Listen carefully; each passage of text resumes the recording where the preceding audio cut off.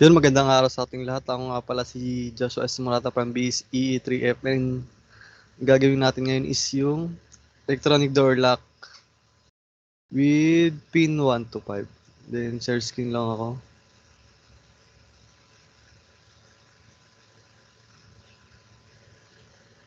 Yan, kung makita natin, ito yung sample na gawa ni Sir. Then gagawa tayo ng 5 pin.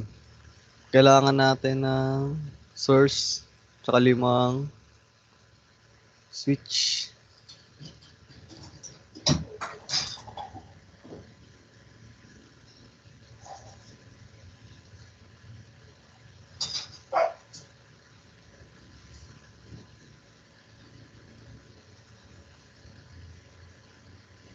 Kailangan natin ng switch.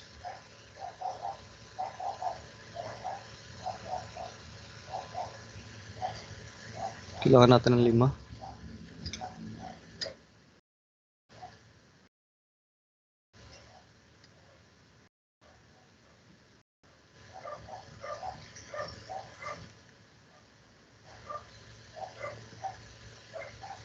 Then connect lang natin.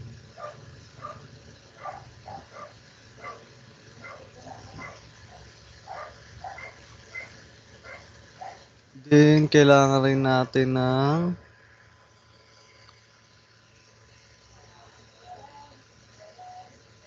resistor.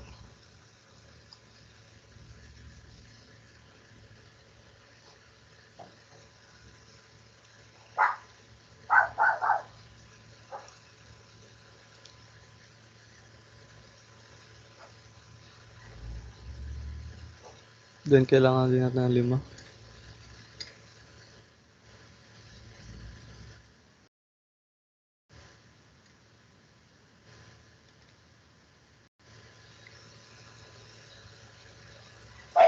Connect lang natin.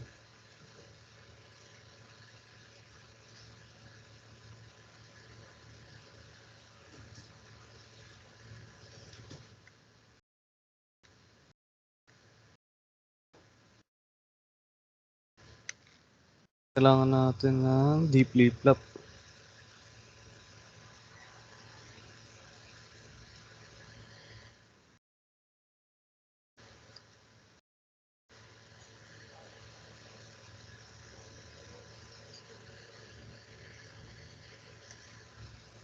Then connect lang natin to.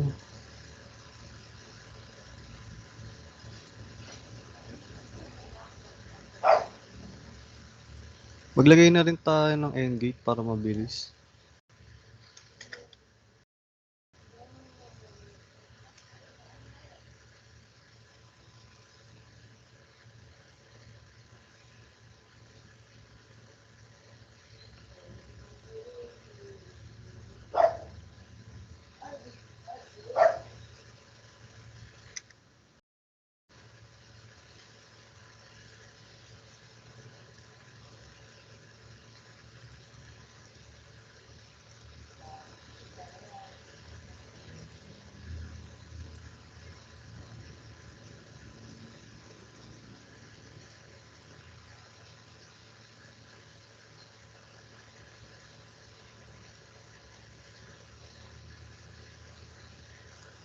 Then kailangan pa natin isang D flip-flop.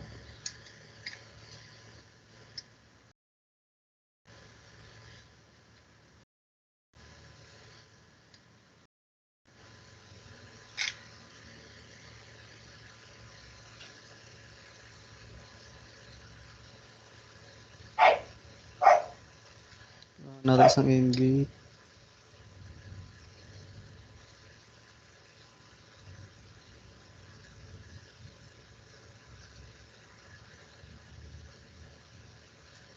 Then ganun lang.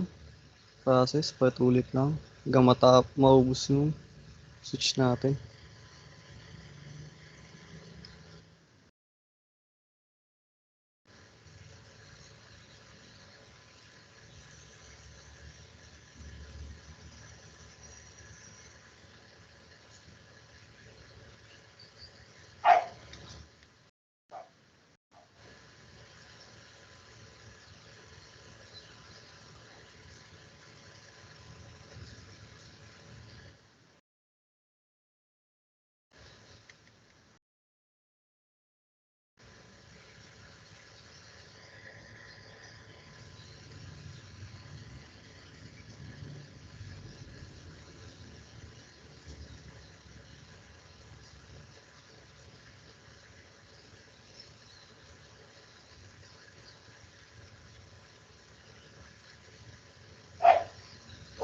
Then, kailangan natin ng LED para ma-check natin kung tama yung gawa natin.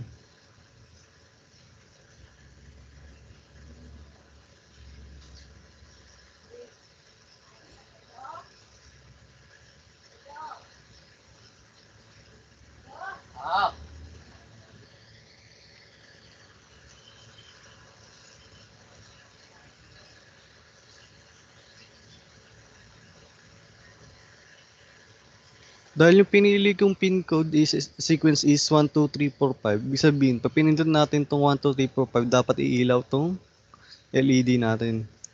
Then, check natin. 1, 2, 3, 4, 5. Umilaw siya. Ibig sabihin, tama nga. Then, meron pa akong ginawa na mas pinaganda ko pa siya. Dito makikita natin. Ito pala muna.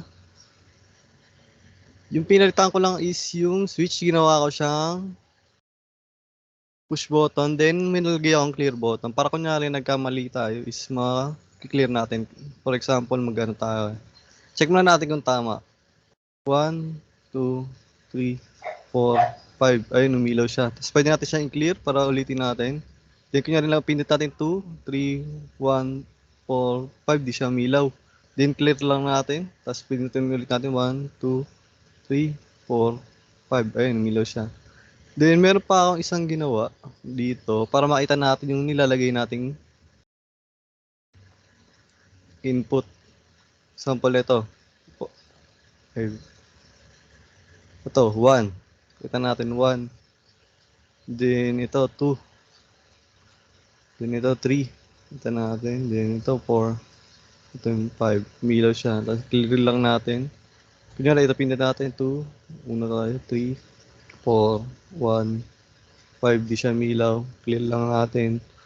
1, 2, 3, 4, 5.